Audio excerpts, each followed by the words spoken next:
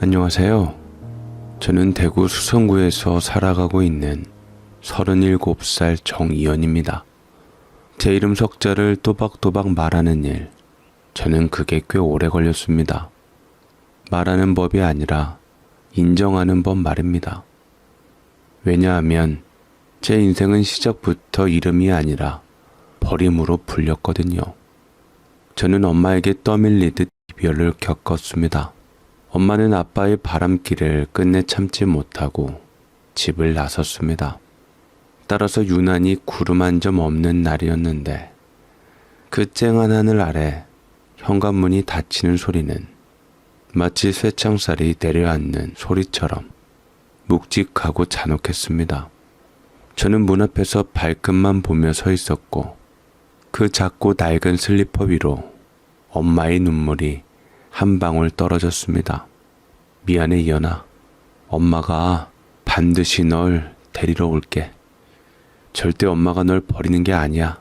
잠시 이별하지만 반드시 우리는 만날 거야.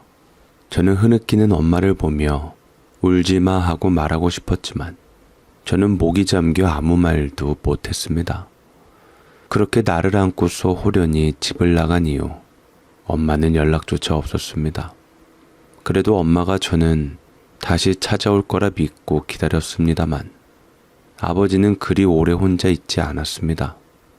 서랍 안에 남겨진 결혼 반지를 치우고 화장대에 엄마 향수를 버리더니 한 달도 안 되어 새로운 여자를 집에 들였던 것이지요. 아버지란 사람은 곁에 엄마가 돌아올 틈조차 서둘러 막아버렸습니다. 덕에 할머니는 특히나 집 나간 엄마를 더 괘씸히 여기며 아버지가 여자가 있는 것을 알고서 아들을 야단치고 단속하기는커녕 오히려 잘 되었다 싶었습니다. 더 볼 것도 없다. 너 새 사람 들여올 사람 있지 않냐?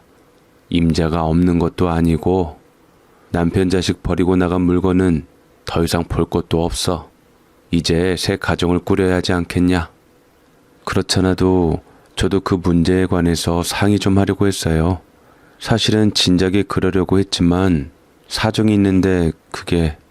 아버지는 저를 무심코 쳐다보며 할머니랑 속삭였고 할머니가 저를 보는 표정은 점차 일그러졌습니다. 저는 가정이라는 단어가 이렇게 차가울 수 있다는 걸 처음 알았습니다. 저는 가정의 테두리에서 밀려난 존재였습니다.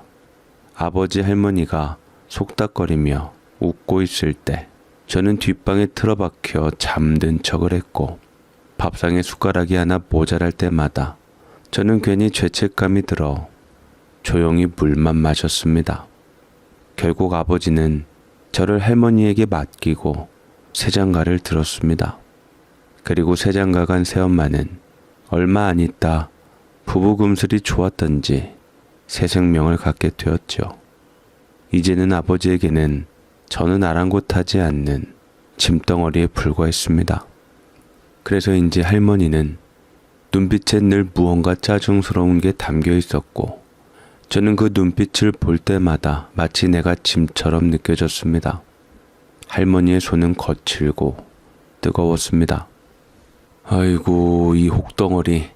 아들도 아니고 딸내미로 태어나서 네 애비 짐덩어리 역할이나 하고 차라리 네 엄마랑 같이 가버리지 왜 여기서 남았어?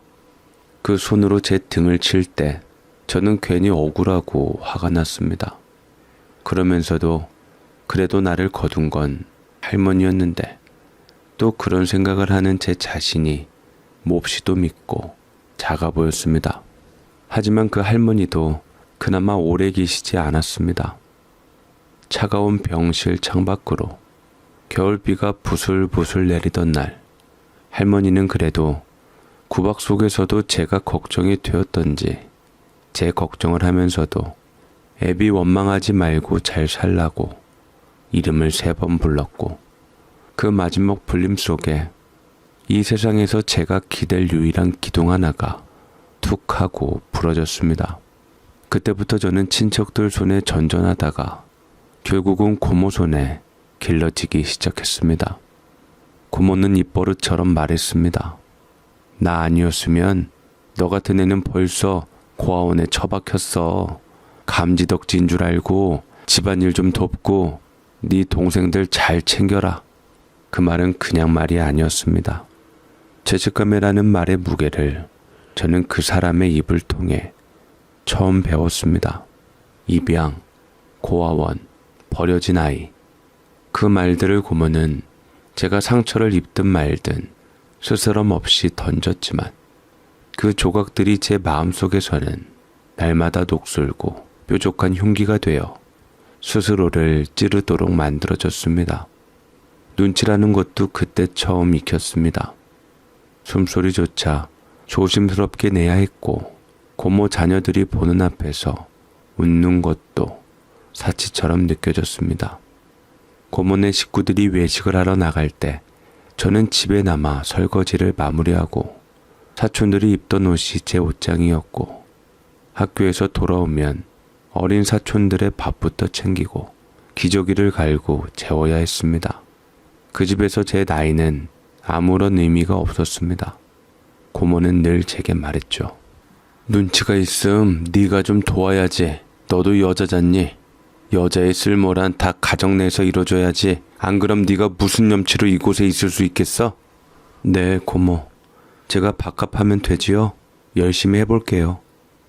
사춘기가 시작될 즈음 저는 이미 집안의 어른이 되어 있었습니다.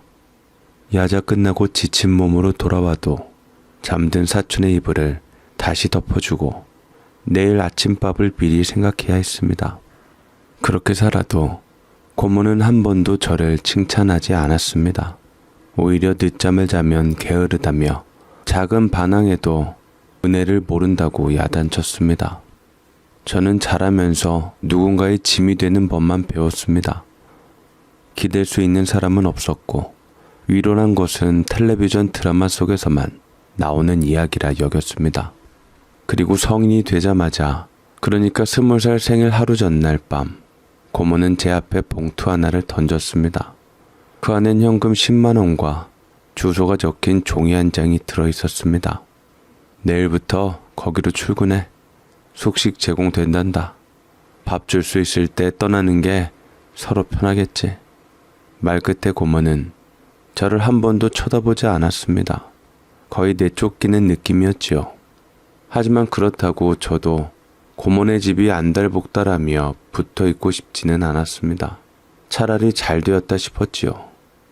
지긋지긋한 고모네에서 벗어나서 저는 고모가 원하는 대로 가방 하나, 옷 몇 벌과 함께 그 집을 나설 수밖에 없었습니다.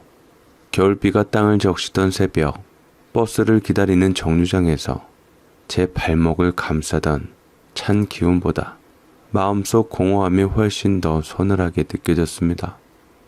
도착한 곳은 시외 한적한 국도 옆에 자리 잡은 감자탕 음식점이었어요.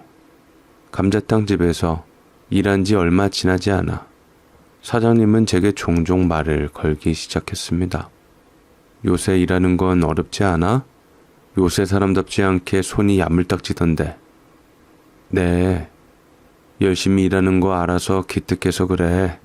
내가 언제 밥 한번 사고 싶은데 브레이크 타임에 같이 맛있는 거나 먹으러 갈까? 네? 처음엔 그저 가게를 묻는 짧은 대화였고 그 다음엔 퇴근 무렵이나 브레이크 타임에 따로 밥을 먹으러 가자며 조금씩 다가왔습니다. 나는 처음엔 사장님의 그 친절이 어색했습니다. 누가 나한테 먼저 말을 걸고 뭔가를 챙겨주는 일이란 태어나서 한손에 꼽을 만큼 적었거든요. 더군다나 14살씩이나 나이 많은 사람이 저를 챙겨주니 어색하기 그지없었고 호의가 불순한 것을 알았기에 거리를 두기로 했습니다. 하지만 그 사람이 제 이름을 부를 때마다 마치 제가 누군가로서 존재하는 사람처럼 느껴졌습니다. 사장님은 나이가 저보다 당시 14살이나 많았고 부엌 이모들한테 듣자니 애 둘 낳고 이혼했다는 소리를 들었습니다.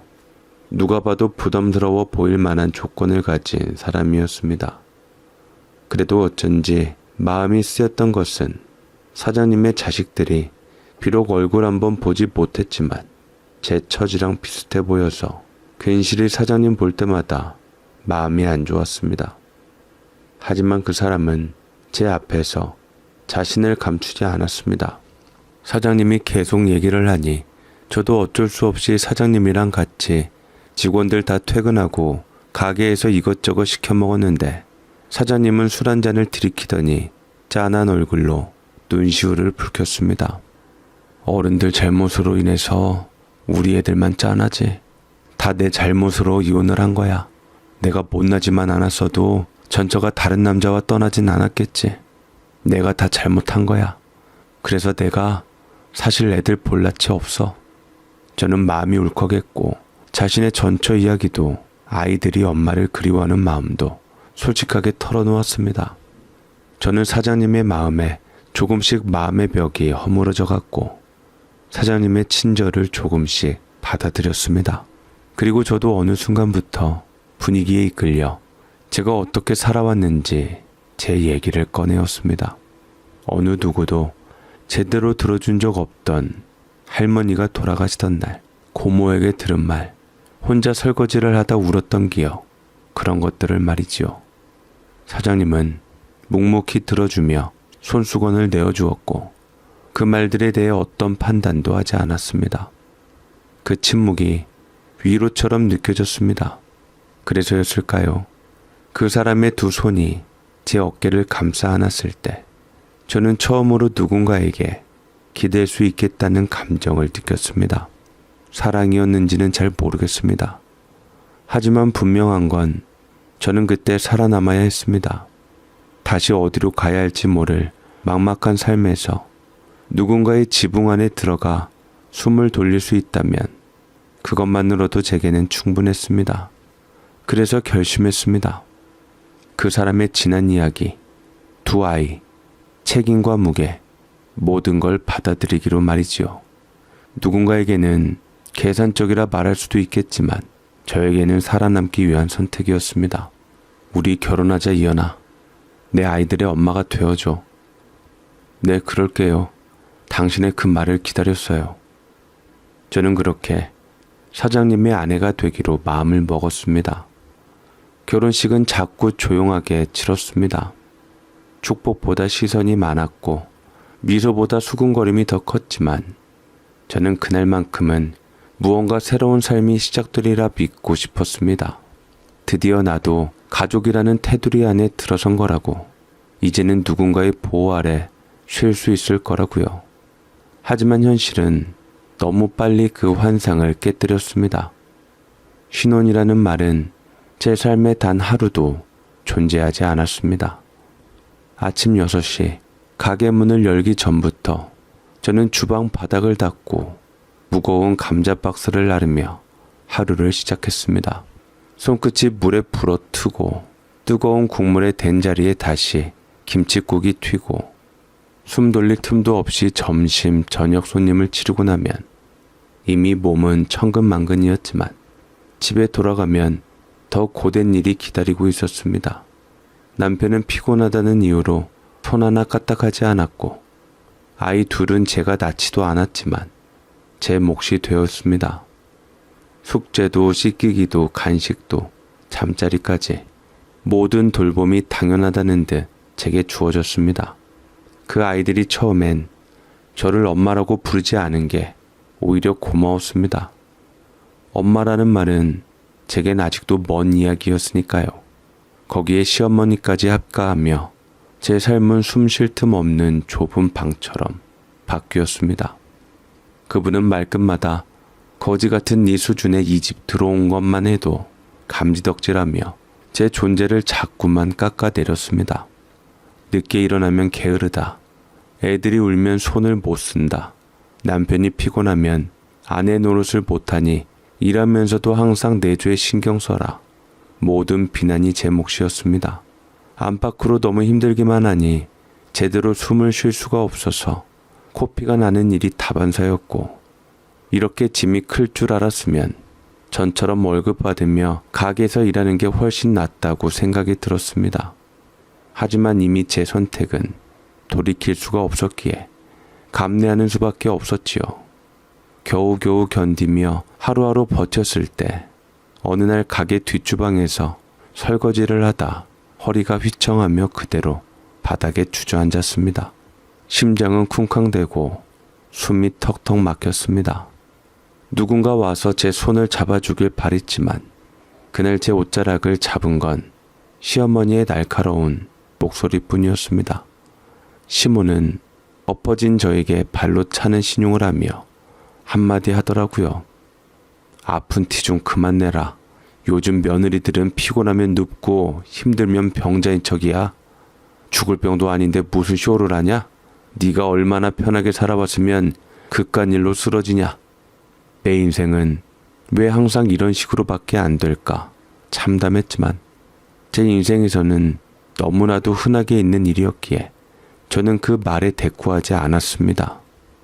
할머니가 돌아가시던 날처럼 고모가 돈봉투를 던지던 날처럼 그냥 또 하나의 벽이 세워지는 느낌으로 받아들였습니다.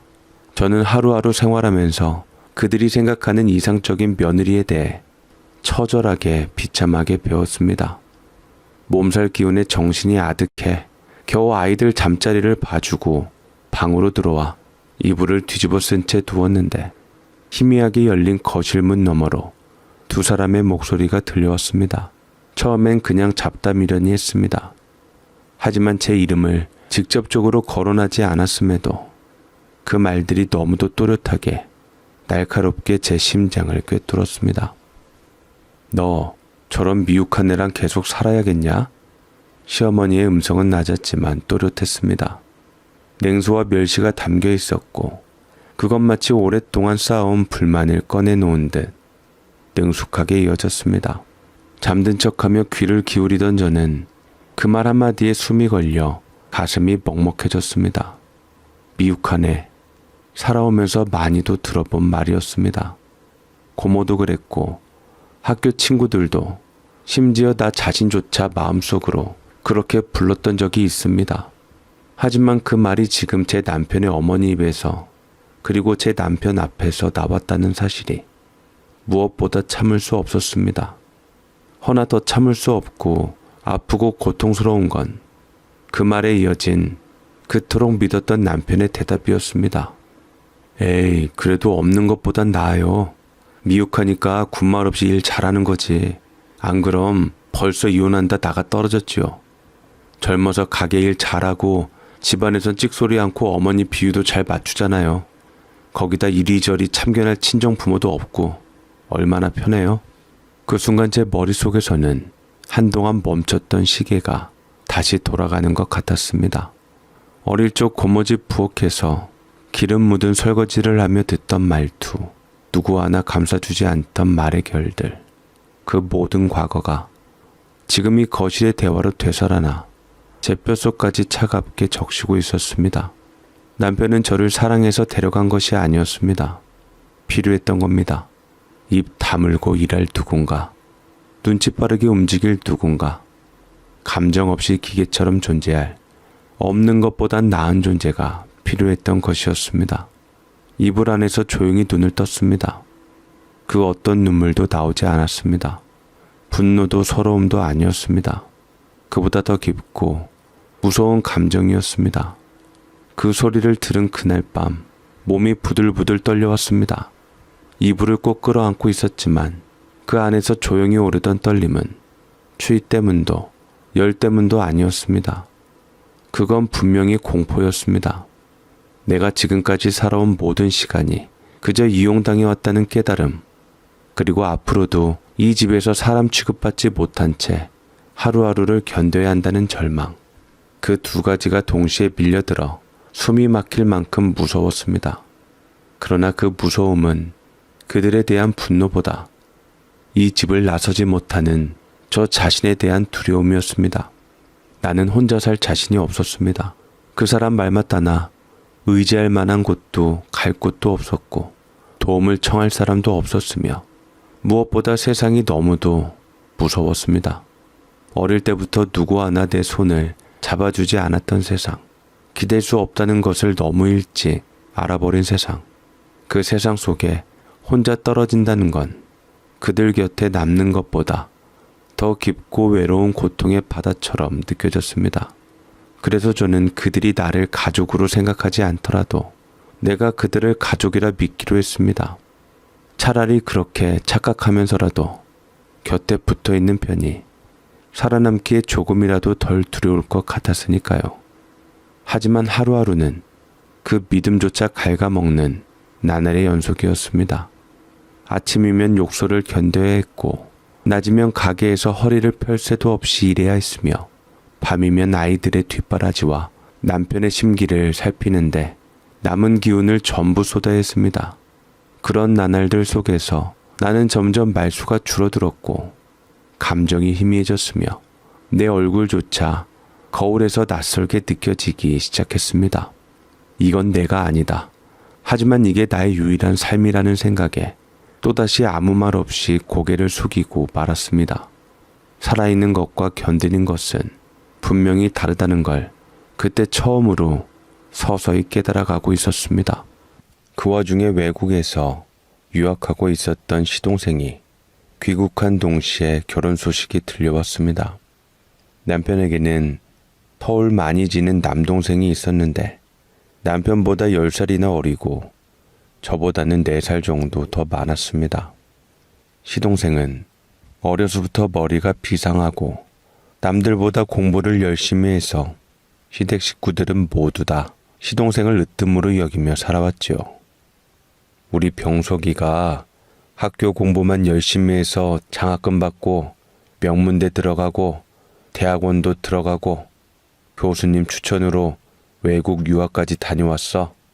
우리 집안에 교수가 나오려고 한다니까. 병석이가 우리 집안을 일으키려고 하지. 내가 자식보다 그 녀석을 더 믿고 의지한다니까. 얼마나 녀석이 대단하고 똑똑한지 어떻게 우리 집안에서 그런 녀석이 태어났는 줄 모르겠어. 당신도 우리 병석이 오면 하늘같이 알고 모셔. 알겠어? 시동생은 그야말로 하늘과 같은 존재였고 집안을 좌지우지하는 대단한 사람이었습니다. 그야말로 개천에서 용난 셈이었죠. 시동생이 전화 오면 시어머니도 남편도 쩔쩔매면서 비위 맞추기에 바쁘더라고요. 거기다 그 시동생이 이번에 결혼할 사람을 데려오는데 집안도 빵빵하고 명문대 나온 약사를 데려온다고 하니 집안에서는 쌍수 들고 환영하면서도 시동생한테 행여나 피해주거나 자신들로 인해 흠잡힐까봐 초긴장 상태였습니다. 그래도 집안은 온통 축제 분위기였고 시어머니는 방 안 가득 하얀 봉투와 명품 쇼핑백을 쌓아두고 며느리 될 사람의 명문대 학벌을 자랑하듯 입에 침이 마르지 않았습니다. 그 옆에서 나는 언제나처럼 조용히 손에 수건을 들고 먼지를 닦으며 서 있었습니다. 존재하지만 보이지 않는 투명 인간처럼요. 그러다 가장 견디기 힘들었던 건 상견례 자리에서 벌어진 일이었습니다. 상견례를 간다길래 저도 나름대로 치장하고 꾸몄는데 참으로 무안하게도 처음부터 저는 그 자리에 함께 갈 수 없었습니다. 그날 아침 시어머니가 입술을 꾹 다문 채 제 앞에 서더니 차가운 목소리로 말했습니다. 어디 부모 없이 본데 없이 자란 애가 낄 때 안 낄 때 구분도 못해? 네가 거기 앉아서 뭘 하겠냐? 집안 망신이나 시키지.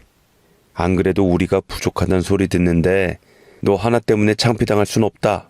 말이 끝나기도 전에 제 속에서 무언가 크게 갈라지는 소리가 들린 듯 했습니다. 한 번도 정식으로 말하지 않았던 제 출신이 그 자리에서 정확히 가차없이 도려졌습니다. 나는 고아였고 그들에게는 결코 같은 식탁에 앉을 수 없는 사람이었습니다. 그 말을 듣고도 입을 다문 제게 남편은 돌아서서 비웃으며 말했습니다. 참나, 당신 설마 진짜 병석이 상견례에 가려고 했어? 어머니 말씀대로 낄 때 안 낄 때 구분도 못해? 머리를 좀 써봐. 너 같은 게 어떻게 감히 병석이랑 재수씨 상견례를 가려고 했냐? 가뜩이나 무식하고 못 배워서 창피한 널 어딜 데리고 나가겠냐? 내가 얼굴 들고 다닐 체면은 좀 생각해 줘라. 그 말이 칼보다도 아팠습니다.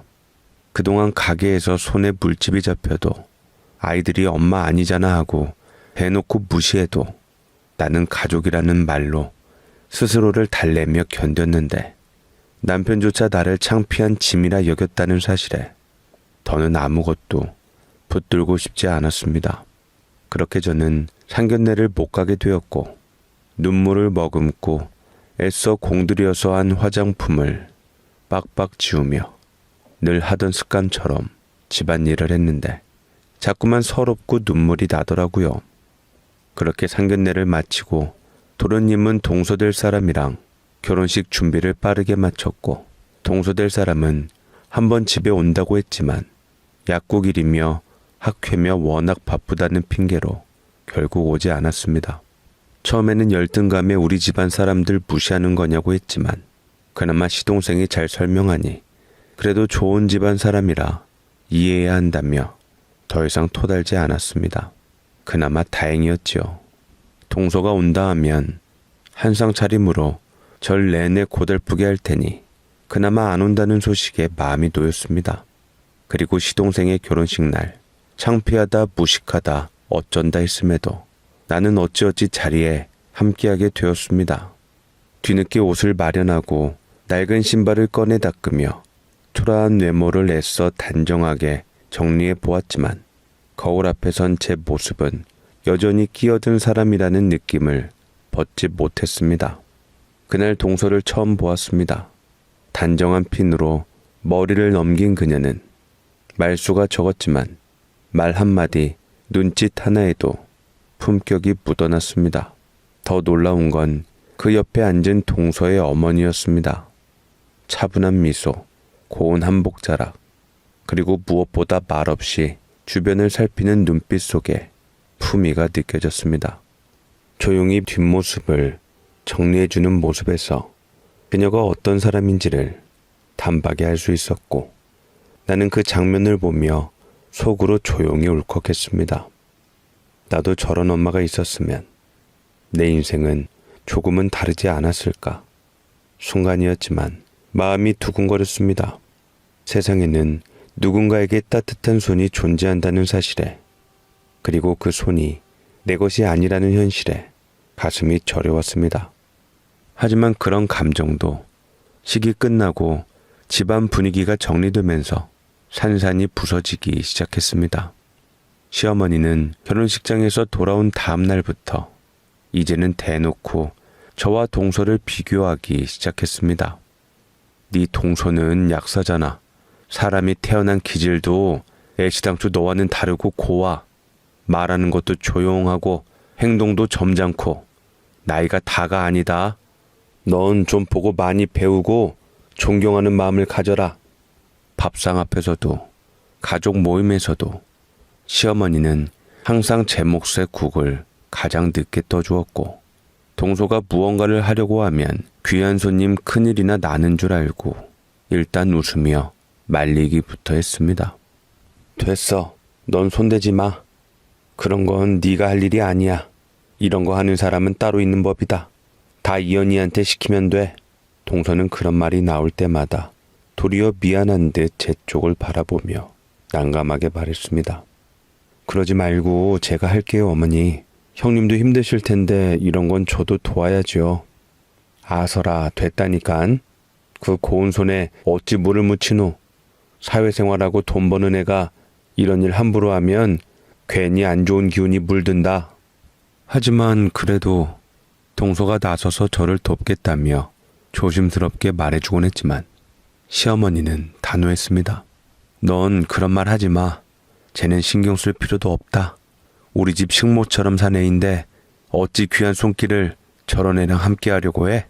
넌 자랑스러운 며느리고 이 집의 체면이야. 그 말은 마치 동서를 세우기 위해 저를 바닥으로 짓누르는 망치처럼 느껴졌습니다. 차라리 조용히 무시당하는 게 낫겠다 싶을 만큼 그 앞에서 저는 철저히 고의적으로 짓밟혔습니다. 그래도 동서는 아무래도 마음이 쓰였던지 불편한 듯 진심으로 어쩔 줄을 모르고 이내 제 손을 슬쩍 잡고 작은 목소리로 죄송해요 형님.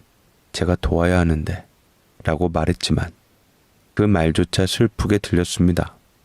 이 집에서 처음 저를 접한 사람이 끝끝내 나를 불쌍한 사람으로 바라본다는 사실이 더 고통스러웠기 때문입니다.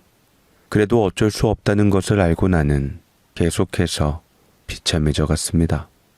그리고 머지않아 제 인생에서 드디어 잊혀지지 않는 큰 사건이 터지고야 말았습니다.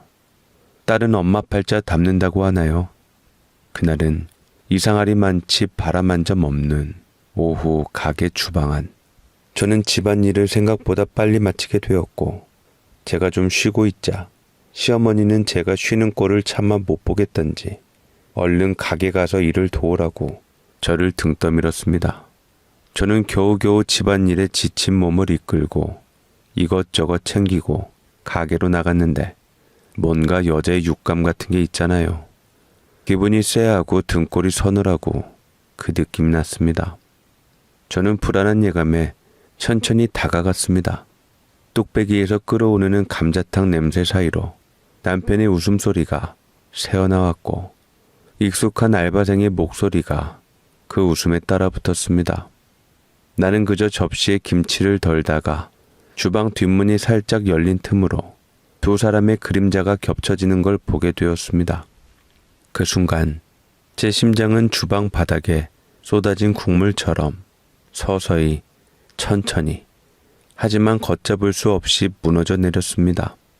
그들은 서로에게 너무 익숙한 손짓과 눈빛을 주고 있었고 나는 그 장면을 눈으로 확인하고서도 어떻게 몸을 움직여야 할지 알 수가 없었습니다. 우리 가게에서 천연덕스럽게 남편과 바람을 피는 그 아르바이트생은 홀어머니 밑에서 동생 챙기며 어렵게 산다기에 제가 참 많이도 예뻐하고 챙겨줬습니다. 남편 모르게 어머니랑 같이 먹으라고 밑반찬이랑 감자탕도 몰래 챙겨주며 그 애가 하던 일까지 제가 다 마무리했건만 그런데 내 남편의 옆에 내가 손수 챙겨줬던 아이가 연인처럼 기대고 있었습니다. 도무지 믿고 싶지 않아 눈을 질끈 감았다 떴지만 현실은 아무렇지도 않게 제 얼굴을 핥히었습니다. 저는 내연의 관계를 사진으로 증거로 남기고 문을 열었고 그것들은 제 앞에서 당황한 낯빛 한 번 하지 않은 채 남편은 도리어 제게 큰 소리로 말을 했습니다. 어떻게 당신이 알바생이랑 그럴 수가 있어? 내가 얼마나 당신을 위해서 노력했는데. 이게 어디다 대고 부인 행세야? 너 지금 내가 딴 여자랑 있는다고 뭐라 하는 거야? 기가 막혀서 원, 주제를 알아야지. 혼인신고 돼 있다고 다 부인인 줄 아냐? 넌 그냥 우리 집 식모야. 공짜로 애 키워주고 공짜로 일해주는 편리한 사람이지. 뭐라고? 당신이 나한테 어떻게... 그 옆에서 알바생은 웃었습니다. 입을 가리며 조롱도 아닌 동정도 아닌 그저 아무 감정도 없는 눈빛으로 말입니다. 나는 사람 하나가 완전히 부서지는 소리가 어떤 건지 알게 되었습니다. 발이 땅을 밟고 있었지만 정신은 완전히 다른 세계에 떠 있는 기분. 숨이 막히고 온몸이 식어가고 심장이 얼어붙어가는 그 찰나에 나는 찢어진 자존심과 비참함으로 똘똘 뭉쳐 살아가던 그곳에서 더 이상 견디지 못하고 그 집을 나왔습니다. 집이라 부르기도 민망했던 그 공간. 아이들이 나를 엄마로 부르지 않던 그 방. 시어머니의 발소리에 숨죽이던 그 부엌. 남편이 나를 창피하다 말하던 그 거실. 그 모든 걸 뒤로하고 손에 아무것도 쥐지 못한 채 그냥 걷고 또 걸었습니다. 하늘은 그제야 참았던 울음을 터뜨린 후 비를 쏟아내기 시작했습니다. 우산은 없었고 나는 그대로 다 맞았습니다. 머리부터 발끝까지 흠뻑 젖으며 비닐처럼 축 늘어진 어깨로 계속 걸었습니다. 그러다 문득 익숙한 간판 하나가 눈에 들어왔습니다. 동서의 약국. 유리창 너머 환한 조명 아래에서 약을 정리하고 있는 동서의 모습이 보였습니다. 단정하고 반듯하고 무엇보다 누군가의 자랑스러운 딸 같은 모습. 저 창문 안에 있는 삶이 어쩌면 내 인생 어딘가에도 있었을지도 모르는데 나는 왜 한 번도 그런 선택을 할 수 없었을까? 집안이 좋았더라면, 학벌이라도 있었더라면, 아니 그저 욕심 없이 나에게도 따뜻한 엄마가 있었더라면 그 생각이 스르르 빗물에 섞여 눈물처럼 흘러나왔습니다. 그때 문이 열리며 동서가 나왔습니다. 깜짝 놀란 얼굴로 저를 보며 형님, 왜 이래요? 왜 비를 맞고 여기까지 오셨어요? 그렇게 다가왔습니다. 그 말에 대답도 하지 못한 채 나는 그녀가 건넨 따뜻한 종이컵 하나를 양손으로 받아들었습니다. 따뜻했습니다. 지금까지 살아오며 손에 쥐어본 그 어떤 것보다 그 작은 컵이 제 마음속에 사람다운 체온을 흘려보내고 있었습니다. 그때 참았던 눈물이 터졌습니다. 오열도 아니고 흐느낌도 아니었습니다. 그저 펑펑 마치 내가 태어난 날부터 지금까지 모든 억울함과 서러움을 하늘이 대신 울어주는 듯 멈출 수 없게 흘러내렸습니다. 동서는 말없이 제 어깨를 감싸주었고 그 손이 머물던 자리가 따뜻해서 나는 그날 처음 조금이라도 살아있다고 느꼈습니다. 나는 손에 쥔 따뜻한 종이컵을 꾹 쥔 채 그 약국 의자에 앉아 눈물로 얼굴을 적신 채로 그동안 말하지 못했던 내 이야기를 조심스럽게 그러나 끊기지 않도록 꺼내놓았습니다. 나는 그냥 아무것도 바라는 것 없이 그냥 살려고 결혼했어요. 도망칠 데가 없어서 누구라도 날 받아주면 그게 사랑인 줄 알았거든요. 가족이라는 이름을 어디에라도 걸고 싶어서 아무 데서나 버티다가 이렇게 됐네요. 동서는 가만히 내 말을 듣고 있었습니다. 맞장구도 위로도 없이 그저 조용히 진심으로 내 말을 들으며 눈빛으로 공감해주는 사람. 그게 얼마나 따뜻한 일인지 나는 그제야 알았습니다. 그리고 동서는 나지막히 깊이 한숨을 쉬다가 조용히 입을 열었습니다. 저도 사실은 어릴 적 엄마가 돌아가셨어요. 아직도 그날 입었던 옷이 기억나요. 어떻게 그런 기억은 그렇게 선명한지. 그럼 그때 결혼식 때 오셨던 분은 네, 제 새엄마예요. 동서에게 그런 아픔이 있는 줄은 전혀 몰랐습니다.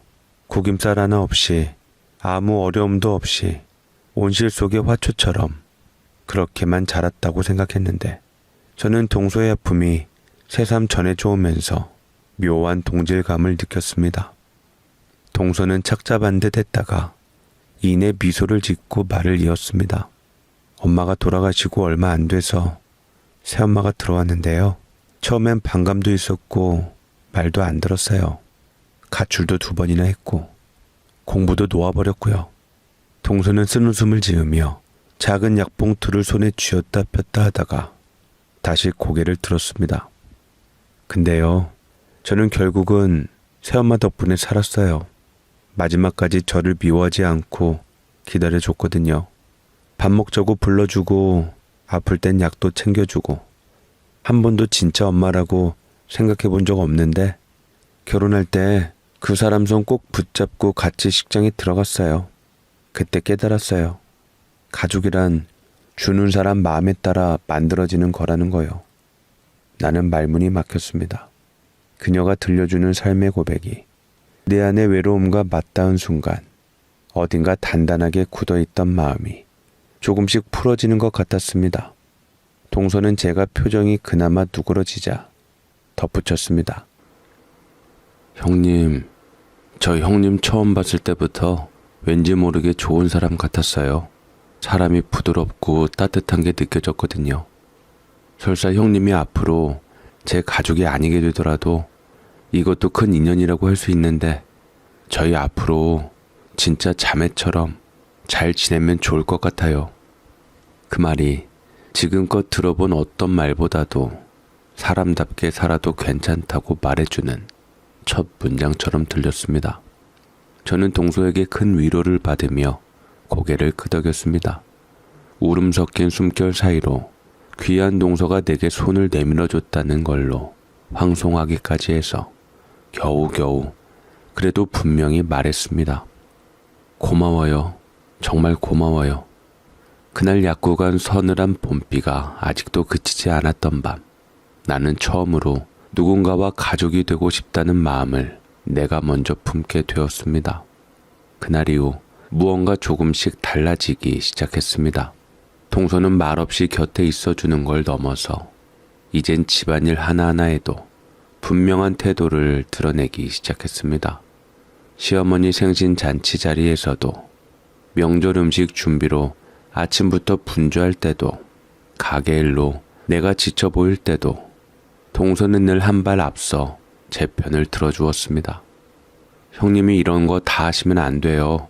형님이 정말 식모도 아니고 다 같이 해야 하는 게 맞잖아요. 어머니, 이 부분은 저랑 같이 나눠서 하죠. 형님은 요즘 몸도 안 좋으시잖아요.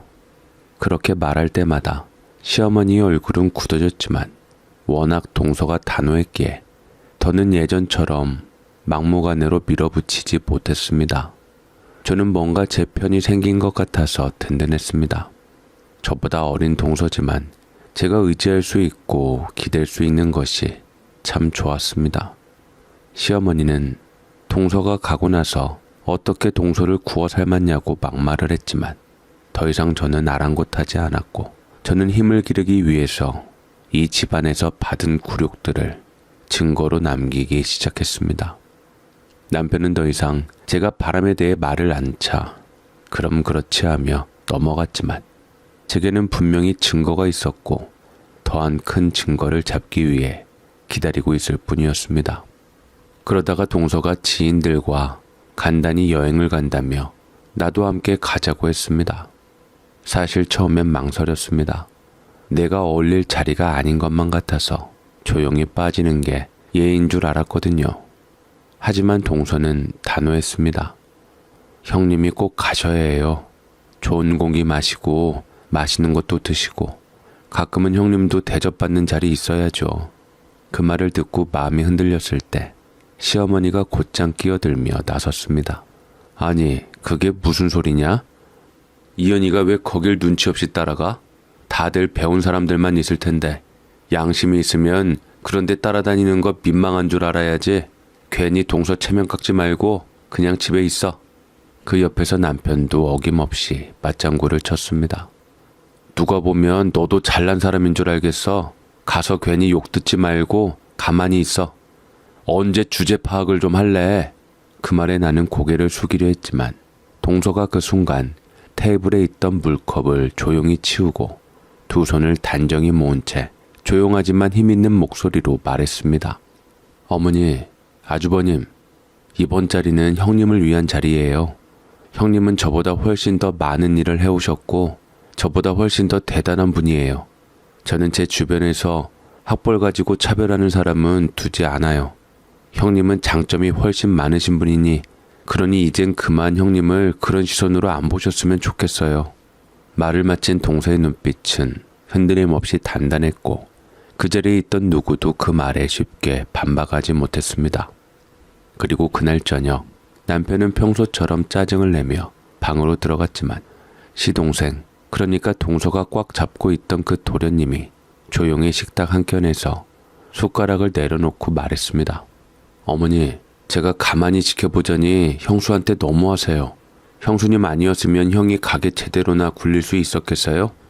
아버지 돌아가신 후에 형수님 혼자 제사며 바깥 장사 다 챙기고 전 형수님이 남기고 간 조카들도 다 보고 집안도 돌보시고 그렇게 살아오신 분이에요. 그럼 사람이라면 고마운 줄을 알아야지 당연시하면 안 되죠.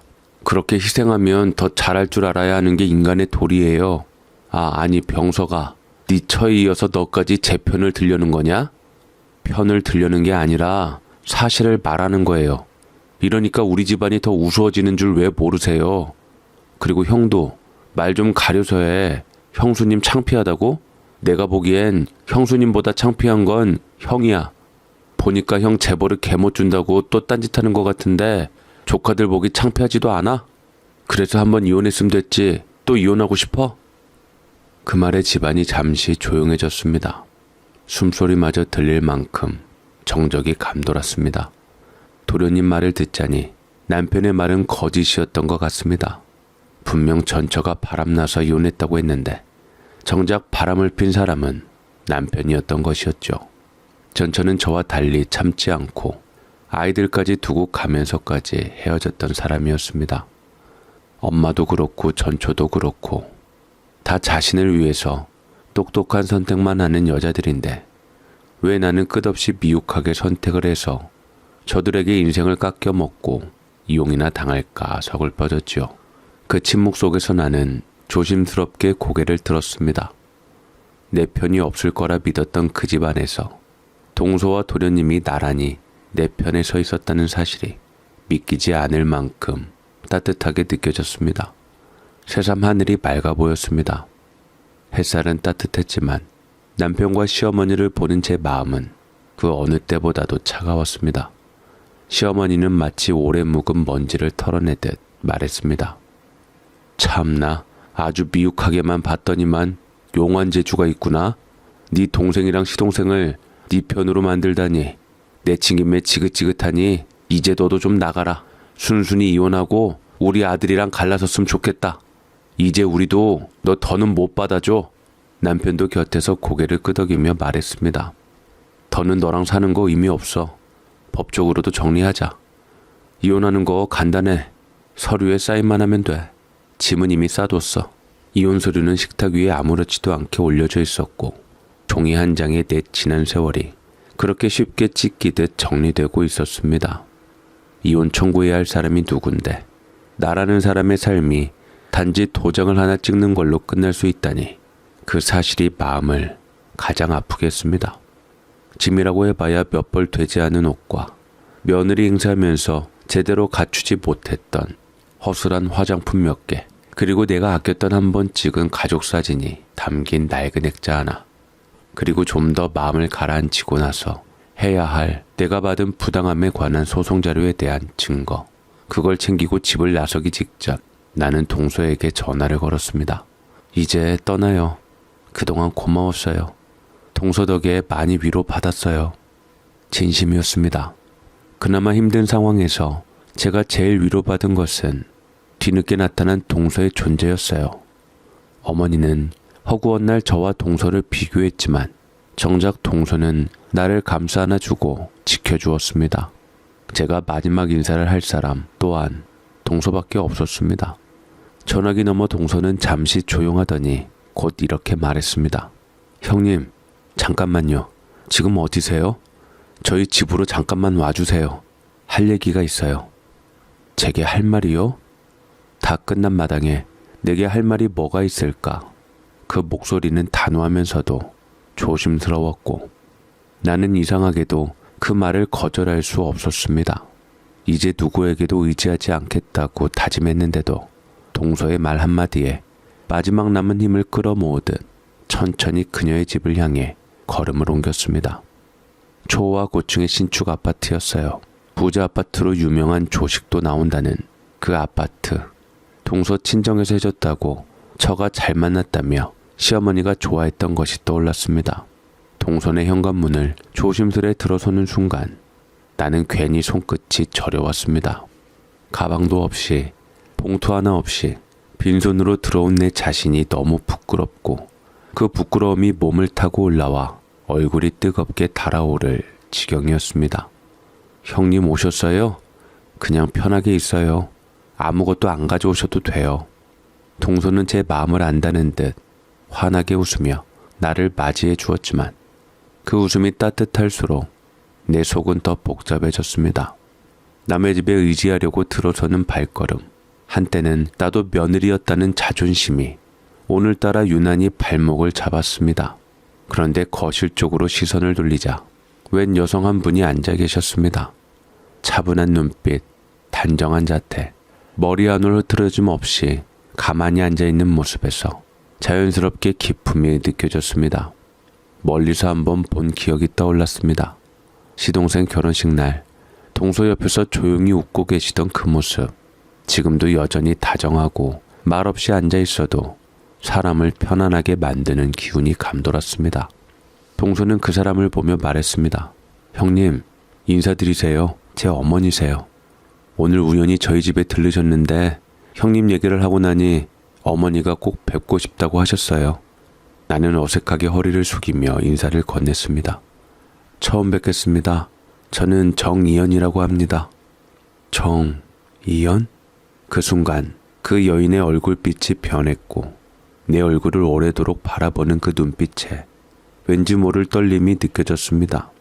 그리고 이내 입술을 가늘게 떨며 입을 열었습니다. 네가 이연이구나. 정이연. 정광수의 딸 맞지? 저희 아버지를 어떻게 아세요? 내 아버지 이름이 사돈어른의 입에서 나온 순간 깜짝 놀라 고개를 들었습니다. 그녀의 눈은 이미 붉어져 있었고 눈가에 금세 눈물이 고이더니 떨리는 손으로 내 손을 붙잡고 한동안 펑펑 울면서 나를 안았습니다. 품속의 그분은 참으로 따뜻했고 저는 떨렸습니다. 아버지라니, 정광수의 딸이 내 딸이지 이연아. 내가 실은 네 친엄마다. 너무 어렸을 적이라 기억을 못하는구나. 엄마야, 내가 네 엄마야. 그 순간 공기마저 멈춘 것 같았습니다. 모든 소리가 뚝 끊기고 시간이 멈춰버린 듯 나는 그녀의 손을 바라본 채 숨도 제대로 쉴 수 없었습니다. 동서의 어머니께서 내 친엄마? 사돈어른의 말을 듣자마자 나는 두 다리에 힘이 풀려 그 자리에 주저앉고 말았습니다. 동서는 그런 나를 일으키며 부축해줬고 진정하라고 저를 다독여 주었습니다. 동서도 알고 있었던 것인지 머릿속이 텅 비고 심장은 울컥울컥 무언가를 쏟아내는 듯 뛰기만 했습니다. 눈앞에 선 여인의 입에서 내가 엄마야 라는 말이 흘러나왔을 때 나는 무너졌습니다. 살면서 셀 수 없이 상상했습니다. 내가 버려진 게 아니라면 어딘가에서 날 그리워하고 있을지도 모르는 엄마가 있을 거라고. 하지만 그건 현실이 아니라 고된 삶을 버텨내기 위한 희망의 환상일 뿐이라고 스스로를 타이르며 살아왔습니다. 그런데 지금 내 손을 꼭 잡고 있는 그 여인의 눈에서 눈물과 죄책감과 그리움과 사랑이 모두 한꺼번에 쏟아지고 있었습니다. 이연아, 미안하다. 미안해. 정말 너무 늦었지? 너를 그렇게 찾았는데 이렇게 만나다니. 이런 인연으로 다시 만나다니. 그 사람의 입에서 풀려나온 이야기들은 믿을 수 없을 만큼 낯설고 동시에 나의 삶과 기이하게 맞물려 있었습니다. 어릴 적 내가 떠나보냈던 엄마는 아버지의 끝없는 바람과 거짓말에 지쳐 결국 집을 떠났고 나는 그때 너무 어려 엄마가 나를 일부러 두고 간 줄만 알고 살아왔습니다. 하지만 그 사람은 말했습니다.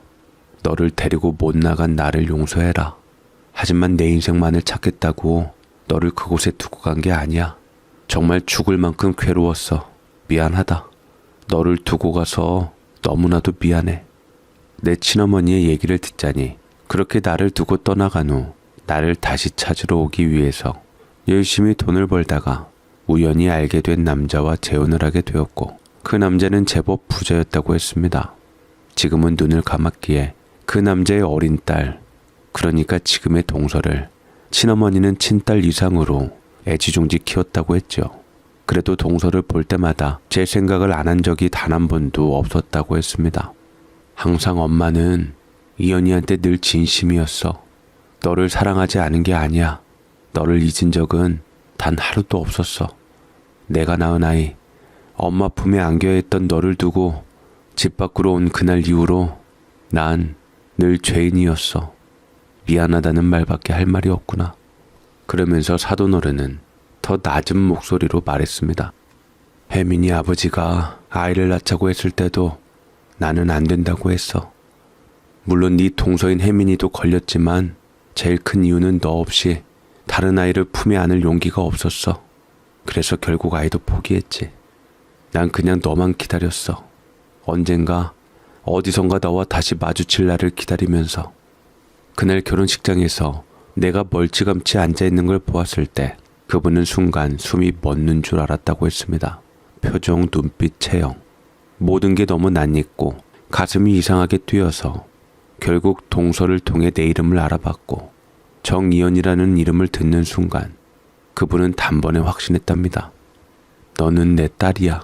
내가 얼마나 보고 싶었는지. 미안하다 이연아. 정말 너무 미안하다. 그분은 내 손등 위로 얼굴을 묻고 한 아이를 기다려온 세월의 무게를 그 짧은 울음 속에 전부 쏟아냈습니다. 그리고 나는 그 품 안에서 천천히 눈을 감았습니다. 어릴 적 그토록 원했던 엄마라는 말 한마디를 가슴으로 부르고 마음으로 안았습니다. 친엄마는 내가 살아온 이야기를 조용히 그러나 한마디도 놓치지 않고 들었습니다. 고모 손에 자라며 사람 구실도 못했던 어린 시절, 결혼 후에도 며느리로서가 아니라 하녀처럼 취급받으며 가게와 집을 오가며 살아온 그 고된 삶을 나는 마치 고해성사하듯 꺼내놓았습니다. 어느 순간 엄마의 손끝이 부들부들 떨리기 시작했고 눈동자엔 억눌렀던 분노가 번지기 시작했습니다. 말끝마다 미안하다던 그 입술이 이번엔 낮고 단단한 각오로 굳어졌습니다. 내 딸을 그렇게 살게 했다니 어디서 감히 사람 하나를 그렇게 짓밟아? 이건 그냥 참아 넘길 일이 아니야. 넌 이제 잊어. 그자들이 한 짓 내가 네 목까지 죄다 갚아줄 테니까. 그때부터 엄마는 조용히 그러나 무섭도록 치밀하게 움직였습니다. 감자탕 가게에서 벌어졌던 일들, 남편과 알바생의 관계, 내가 어떻게 가게를 운영해왔고 어떻게 그 집안에서 버텨왔는지를 하나하나 빠짐없이 정리해 나갔습니다. 그리고 어느 날 엄마는 자신이 신뢰하는 전문가를 가게 직원으로 위장 취업시켰습니다. 그는 직원인 척 가게 구석구석을 살폈고 지저분한 주방 위생, 유통기한 지난 재료들, 손 씻지 않고 조리하는 장면까지 모두 사진과 영상으로 기록해냈습니다. 그 자료는 익명의 제보자 이름으로 시청과 위생관리부에서 접수되었고 며칠 뒤 위생 단속이 갑작스럽게 들이닥쳤습니다. 냉장고 안에서 발견된 상한 육수통, 손님이 없는 시간대에 담배를 피우며 식재료를 만지는 직원들의 모습까지 모두 그대로 적발됐습니다. 순식간에 가게는 폐업 위기라는 딱지를 달게 되었고 언론에도 짧게 기사로 실렸습니다. 땡땡 감자탕, 비위생 식재료 사용 및 조리 환경 불량으로 적발. 하지만 거기서 끝이 아니었습니다. 엄마는 그 다음 수를 조용히 꺼냈습니다. 이웃들에게도 슬쩍슬쩍, 그리고 가게 단골들에게 은근하게, 그러나 확실하게 진실 아닌 진실을 퍼뜨렸습니다. 거기 알바생이랑 사장이 그렇고 그런 사이래요. 원래 아내분이 가게 살림 다 맡아서 일하셨잖아요. 근데 그 착한 분을 내쫓아버리고 이제 알바생이 주방을 다 차지하고 있대요. 예전은 깨끗했는데 지금은 아주 비위생적이래요. 입에서 입으로 전해진 말은 진실보다 빠르고 더 생생하고 무섭게 퍼졌습니다. 아, 거기? 난 이제 안 가. 젊은 여자 얻어서 개고생시키고 쫓아냈다며? 그 사장 이상하대. 사람 바뀌고 나서 음식 맛도 확 떨어졌어. 위생도 그렇고 이젠 무슨 일이 벌어질지 몰라 무서워서 못 가. 불과 한 달 사이 가게는 손님이 뚝 끊기고 일하던 직원들마저 하나둘씩 빠져나갔습니다.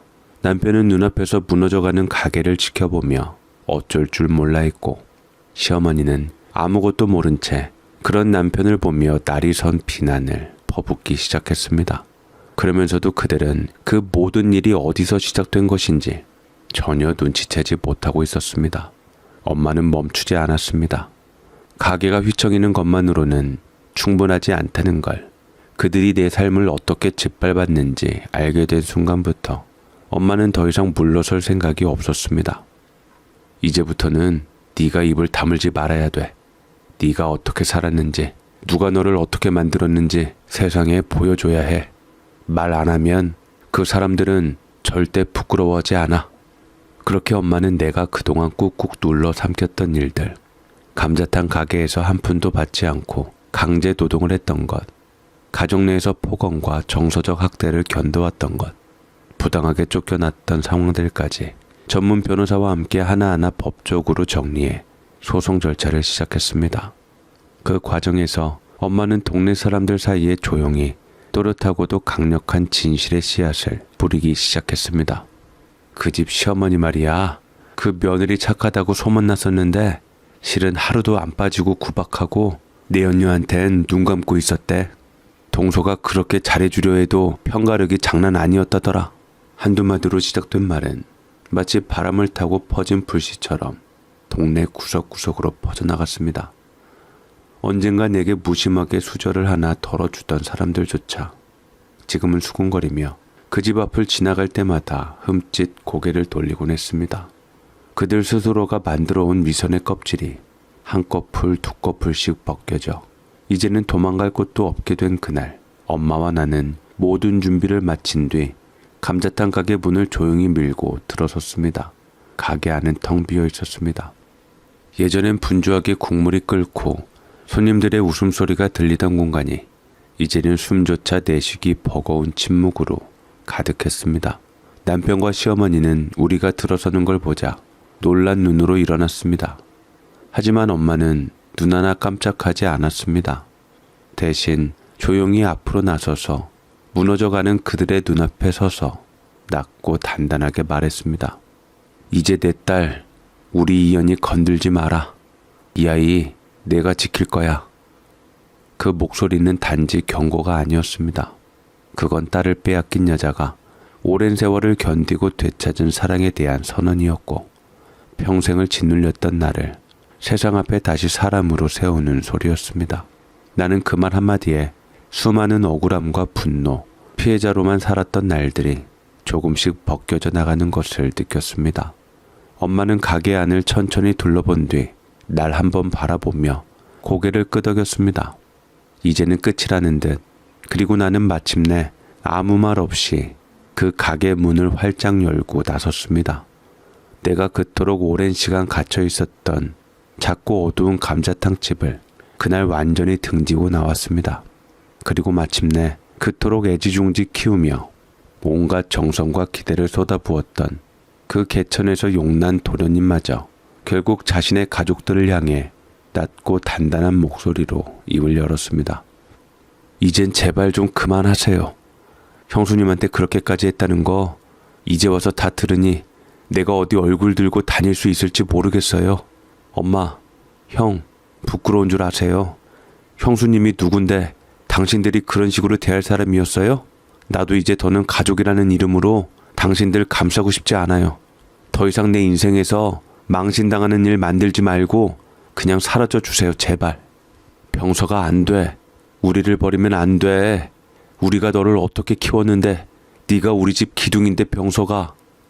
도련님의 말은 마치 단단하게 잠겨있던 관뚜껑을 처절하게 열어 젖히는 소리처럼 정적을 가르며 가게 안을 뒤덮었습니다. 시어머니는 말문이 막힌 채 입을 벌렸다 닫고를 반복하다 이내 숨소리조차 제대로 내지 못했고 남편은 얼굴이 잿빛으로 질린 채 그 자리에 굳어서 있었습니다. 하지만 진짜 정적을 깨뜨린 건 엄마의 말이었습니다. 곧장 두 사람을 똑바로 바라보며 또렷하고 흔들림 없이 선언하듯 말했습니다.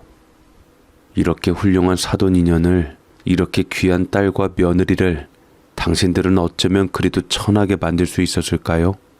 맞사돈? 웃기지 마세요. 당신들이 손으로 짓밟은 사람 바로 내 딸이었습니다. 이런 인연을 원수로 바꾼 건 내 딸도 나도 아니에요. 당신들이 한 짓이에요. 그리고 그 원수 절대 잊지 않을 겁니다. 절대 용서하지 않겠어요. 그 말은 결코 소리 높이지 않았지만 공기 속에 잔뜩 스며든 분노와 슬픔이 날카로운 칼날처럼 퍼져나갔습니다. 시간이 흘러 모든 것이 뒤집혔습니다. 한때 제 위에 군림하며 저를 밟고 웃음거리로 만들었던 사람들이 이제는 무릎을 꿇고 비굴한 표정으로 제 앞에 있었습니다. 이연아, 아니 정이연 사장님, 제발 한 번만 우리가 잘못했다. 제발 살려줘. 시어머니는 무릎을 꿇은 채 손을 부들부들 떨었고 남편은 그 옆에서 시선을 들지 못한 채 한마디 변명도 하지 못했습니다. 하지만 나는 그들을 바라보지 않았습니다. 바라보는 것조차 이젠 아깝다는 생각이 들 정도였으니까요. 그 옆에 서 있던 도련님은 가슴에 힘을 주고 똑바로 고개를 들었습니다. 그의 어머니였고 자신의 형이었던 사람들을 더는 감싸지 않았습니다. 이제 저도 더는 보고만 있지 않겠습니다. 형수님, 그리고 제 아내, 제가 선택할 가족은 그 둘뿐입니다. 엄마, 형, 우리 이젠 여기까지예요.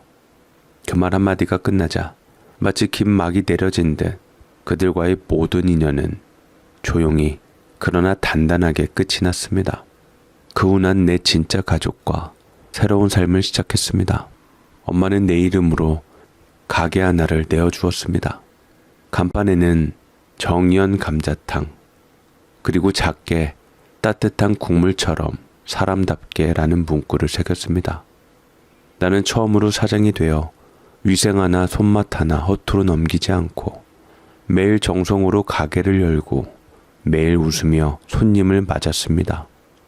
그동안 그릇을 닦으며 울던 손은 이제 장갑을 끼고 따뜻한 국물을 담고 있었고, 사람들의 맛있다 또 올게요 라는 말은 그 무엇보다 값진 응원이었습니다. 무엇보다 이제는 내 옆에 언제나 내 편이 되어주는 사람들이 있었습니다. 엄마는 늘 조용히 가게에 들려 작은 꽃을 테이블에 올려주었고, 이제 동생이 된 동서는 이젠 나에게 진짜 피부치처럼 기쁠 때나 힘들 때나 먼저 안부를 묻고 웃어주는 사람이 되어 있었습니다. 어느 날 가게 문을 닫고 혼자 가게 의자에 앉아 불이 꺼진 주방을 바라보며 문득 생각했습니다. 이게 삶이구나. 내가 처음으로 내 인생을 사랑할 수 있게 된 순간이구나. 언제나 누군가의 뒤에 숨고 눈치를 보며 외롭고 투명했던 그 시절을 지나 지금 나는 사람답게 살아가고 있습니다. 그리고 무엇보다 이제는 누구도 나를 함부로 대할 수 없습니다. 제 사연 읽어주셔서 감사드립니다.